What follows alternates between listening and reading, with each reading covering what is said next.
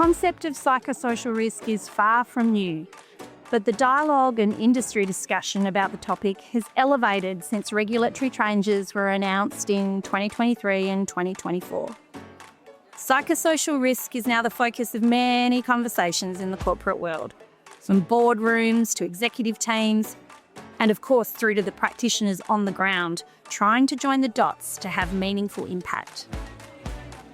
I'm Kate Connors. I'm a master's qualified psychologist, and my professional purpose is to help people and workplaces be at their best. And I'm Greg Smith. I'm a lawyer who's spent more than 30 years practicing in the areas of employment law and workplace health and safety. I'm also the author of several books, including Paper Safe and the recently published Proving Safety. And you are listening to Judgmental, when a psychologist and a lawyer walk into a barside chat about psychosocial risk. Greg and I are passionate about improving the psychological and safety literacy of the corporate world.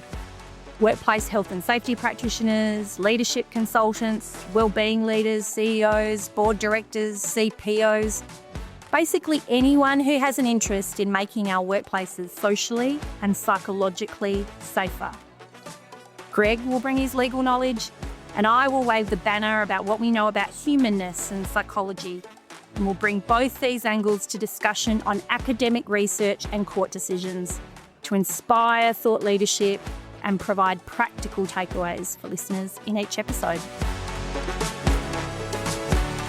A big thanks to our sponsor, EML. EML are Australia's largest personal injury claims provider, providing claims management services to workers' compensation, life insurance and CTP markets with the purpose of helping people get their lives back. We have another jam-packed episode today, so grab a drink and sit back for another discussion at the bar. Welcome listeners, and thanks for walking into the virtual bar with Greg Smith and I today. My name's Kate Connors. I'd love to acknowledge the traditional custodians of the land that I'm on today, the Wiradjuri people of the Kulin Nation, and welcome into the bar, Greg Smith. Thanks very much, Kate. Great to be here. I would also like to acknowledge the traditional custodians of the land where I am, which is the Binjara people of the Noongar Nation. Well, here we are, Mr. Smith. Yes, we are. We've been talking about maybe doing this for quite some time now. The psychologist and the lawyer walk into a bar. And I think it's timely. There's a few interesting cases starting to pop up as, psychosocial regulations get a little bit of momentum around the place. We're hearing a few different things. And I think for a lot of people, it's a confusing conversation. Yeah. So hopefully what we can do is bring a bit of research, a bit of practical case law to the conversation and perhaps give people some practical ideas for managing this new beast of psychosocial risk in their organisations. I agree. And I think one of the key reasons that we thought that maybe you and I recording our conversations is because we've always enjoyed, we should probably let our listeners know a little bit about who we are and a bit about our history. But Greg and I met, what did we decide it was, 25 years ago? Must have been. It must have been back when you were with work cover in Western Australia. Yeah, and we both just really enjoyed bouncing off each other in terms of intellectually with my background as a psychologist and you bringing a legal framework to it. It's been quite interesting, hasn't it, how we've always learned from each other. It has. It's been great. There was you and Miss Roki who were running up and down St. George's Terrace. And I think between you sort of gave me some of my first really good speaking opportunities, particularly I think into the mining industry, and that sort of set up in a lot of ways my career where it is today. So it's a long and interesting history. It's been a good journey. Well, I think the key purpose of today's episode is really just to set the scene in regards to our vision for our podcast, give people a little bit of an understanding of our whys in terms of our passion in regards to conversations with each other, what we're hoping to achieve from these conversations in terms of what we can share.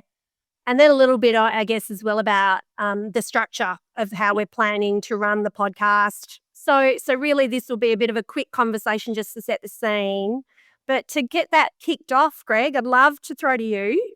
I think when we first talked about doing this, I think you said we should start recording. So what was your key thought around why we should do a podcast? What are your key whys in terms of us doing this? So my biggest frustration, I think, and I think I shared this story, is I was doing some work presentation for a client, and the issue of psychosocial risk came up. And one of the participants, quite a senior person, said, given that the regulation around this is so new, do you think the regulator will have a bit of leniency for a while? And that really struck me because it's not new. There's case law in relation to psychosocial risk going back to at least 1909, and probably further than that. And it just struck me that there was such a dearth of knowledge around what we're really dealing with at the moment, which was interesting. And as you know, I started my career as an employment lawyer. I still do a lot of employment law. I'm probably better known for what I do in work health and safety now. But the overlap between employment and safety seems to fit very, very squarely into this new sort of psychosocial regime we're in, and the interest that the safety regulators are showing. Yeah. And at the same time, so much stuff was suddenly swamping social media and LinkedIn and the internet about what it was. I just thought, well, we probably need an avenue to present the research and the cases and say, this is what is actually being said out there. Yeah. Not the product, not what's being commercialized. Yeah. And I took my inspiration for it, and I'll probably refer back to this again, from the Safety of Work podcast, which Drew Ray and Dave Proven run, where they look broadly at academic research into safety. Yeah. And I see this as kind of a similar approach of a subset of that says, here's the research, but here's some case law as well that relates to this stuff to really give a practical flavour to it. So that's kind of my why around the conversation. What about you? Because you're a different background, obviously. Yes. So my why, well, there are probably three key whys when I sat down to think about this. One is I always learn so much when we have a chat. Yeah. So for myself, I thought bringing some structure to you and I actually having conversations would be, and in a selfish way, a real delight, because I learn from you. I get challenged by the way that you present that legal intersection with what so many practitioners talk about, which I've always thought the way that practitioners talk about it, whenever I listen to a lot of practitioners, I think to myself, I don't think Greg would think that's right. And so that's selfishly for me. I want to just speak with you more regularly, to be honest, to continue my own learning and understanding about the legal application and side of things. So that's one. Connected to that, another why for me is that I've always found your approach really refreshing. And having listened and been exposed to some legal practitioners talking about this area, again, I think to myself when I listen to it and I see people be paralysed around the fear of, but that's legally not right, or I've heard a lawyer say this, or a lawyer's trying to rule the roost in terms of what actions should occur within an organisation. And again, I know that it's not as simple as that from when I listen to you and from when we speak. So I'm keen for us to provide an avenue for that, right, out into the market for people to hear a different legal perspective on the fact that a legal perspective shouldn't necessarily rule the roost in terms of how you're making your decisions internally in an organisation. There are other things to take into consideration. So that's two whys. And then my third one is I love the way that you position in your books this idea of safety literacy. And when I thought about that in terms of what I can contribute, and I think as well what you've always said to me about what you get from our conversations is the elevation or the surfacing of, well, what is it that we know about what makes people tick? What is it that the psychology tells us about that's most likely to create a positive outcome when we're dealing with a human being? And so I'm keen to elevate the idea of psychological literacy to work alongside your idea of safety literacy, because I think that that's what's missing in a lot of the decision making that goes on in organisations. Yeah, absolutely. I think a multidisciplinary approach, and hopefully over time we'll be able to invite even more disciplines into the conversation. I think a multidisciplinary approach is really important in this area. And if we can debunk a bit of the fear, and perhaps even to some extent the paralysis around action in this area, I think that would be helpful. But but you're right. Above anything else, it's just an interesting conversation to be having, even if no one else is bothered. Or Why wouldn't people want to join us in our virtual bar, Mr. Smith? Why wouldn't they? I don't know. We'll see. Well, considering that then, and I'd love to understand, if you were to walk into an elevator with somebody and, you started sharing that we were doing a podcast, why should people listen? Like, what would you say? Well, for those very reasons, I think it's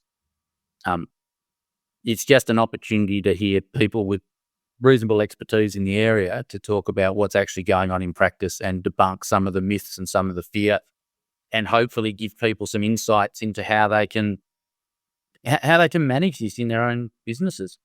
Yeah. And look, ultimately, Kate, it would be nice if people get treated well. Yeah. And it's hard. I mean, I appreciate all the pressures that organisations have every day trying to achieve the outcomes they have to achieve, and everybody's under pressure to do the job that they have to do. I get all of that. But if in some small way we can just help demystify, take away some fear, give some strategies to people, I think that would be really worthwhile, I think. Who do you think should listen to this rather than why? Who should be listening? No, I might answer both. I think people should listen. Anybody who within an organisational chain of command has any kind of influence or decision making over what happens to people within their organisation would be who I would be saying I'd love to think they would get some value from listening to these conversations that we're going to embark on. And I think in terms of the why, for me, and this has been a key theme in our conversations over the years, and very connected into what you said at the start around the commercialisation that's going on in this space. Yeah. That I am really keen to, provide a place for people who feel a bit alone, in the sense of, hang on, this doesn't feel right to me in terms of what's happening or how this is all unfolding.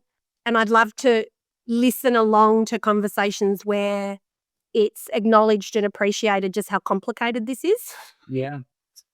Because I think that can be a lonely place if you're in an organisation and you feel like you don't connect with others about how other people seem to be driving the pathway in terms of how decisions are made. Mm-hmm. So that's one point. I'd also think anybody who's interested in increasing their psychological literacy, Yeah. and it made me think about, there was a friend of mine who has a small business. This is years ago, 10 years ago, I reckon. Small business, and over dinner, I think one night she said to me, Kate, I just would love to pick your brain a little bit about how people tick. Because I feel as a business owner sometimes that I just need to know that better. I need to know more about that to help me in my conversations and to help me in my decision making.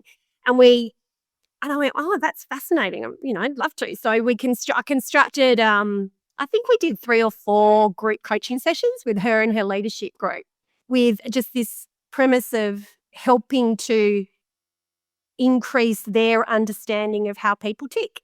Yep. Yeah. And it reminded me of a paper that I did at uni, one of my first papers in my master's program, and it was called The Nature of People. And we had to articulate our own understanding of the nature of people and conceptualize it back into the research, anchor it back into the research, be consistent in how we were articulating our argument about the nature of people. And I think that that's missing in this conversation. Because instead there's checklists and there's processes and there's an oversimplification, which results in people losing sight of, well, what actually works when we're actually thinking about trying to create an outcome and to keep people trusting us, to keep people engaged with us and in open dialogue with us, what works. So there are a couple of the key reasons why I think people should listen if they're interested in, I guess, increasing their own understanding of some of those things. Okay. Should be an interesting conversation then. So how's it going to work? How are we going to do this? So, well, this is, as you said, this idea of anchoring our conversation through a conversation about either a decision that's come out from a commission or a court ruling, court decision, or an academic paper. So we will probably go turnabout as much as we can in terms of if it's an academic paper versus something that you find in terms of a decision that's come down that you think's really important or groundbreaking. Yeah. And that will be our anchor, really, won't it, to these conversations and sharing what's in a paper, so people don't need to read it themselves, or directing people to those papers so that they can increase their understanding. But I'm really also looking forward to those conversations about the decisions that come out, because I think from our conversations we've realised that often what we know is good psychological practice is not necessarily coming out in terms of how some of the appeals processes or some of the decisions are coming down in terms of how that all hangs together. And and it's going to be interesting to, I think, reveal how much in conflict some of the ideas around psychology are with some of the ideas around legal risk management. Yeah. So that'll be fascinating. So I think the key thing that's going to really surface in our conversations is that there are no silver bullets with this. We will try and give practical takeaways again. We will. Shamelessly borrowed from the Safety of Work podcast. But if we talk about anything, we will say, look, here are some practical takeaways you can think about. But yes, no silver bullets. Absolutely agree with that. Yeah. So looking forward to this, Greg. Thanks for joining me on this little adventure. And let's always make sure that we kind of share, what are we drinking? Are we in the mood for a red? Is it a cab sav kind of moment, or is it more of a lemon, lime and bitters type of moment? Where are we at before we kick off a discussion every episode? I think there'll be a few whiskies in there somewhere on what. Speaking of first episodes, our first sort of substandard episode, that'll be published probably every fortnight we'll put out, unless something really comes up in the short term. But we've got a fascinating paper for the next episode. I think it's absolutely fascinating, and it speaks to part of my deep concern with the current so-called new psychosocial risk regulations. You want to quickly introduce the paper, what we're going to be talking about, so people get a sense of what it's going to look like? So join in and listen to episode 2, where we're going to be having a conversation around a paper that was published in 2000. So 24 years ago, Mr. Smith. I can do the maths on that on the top of my head, so that's good.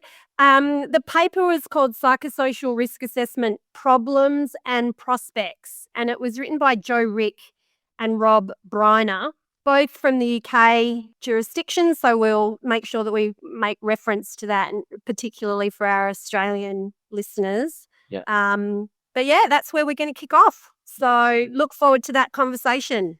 Looking forward to it very much, the whole idea of how do you actually do psychosocial risk assessments. Okay, cheers, Greg, and cheers. And cheers to you too. That's a wrap for another episode of Judgmental. Thanks again to our sponsors, EML. EML's Mutual Benefits Program provides organisations with free services, tools and resources to manage their workplace risk.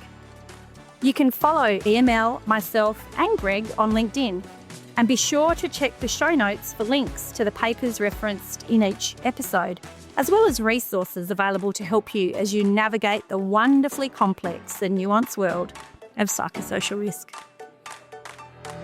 See you again next time at the bar.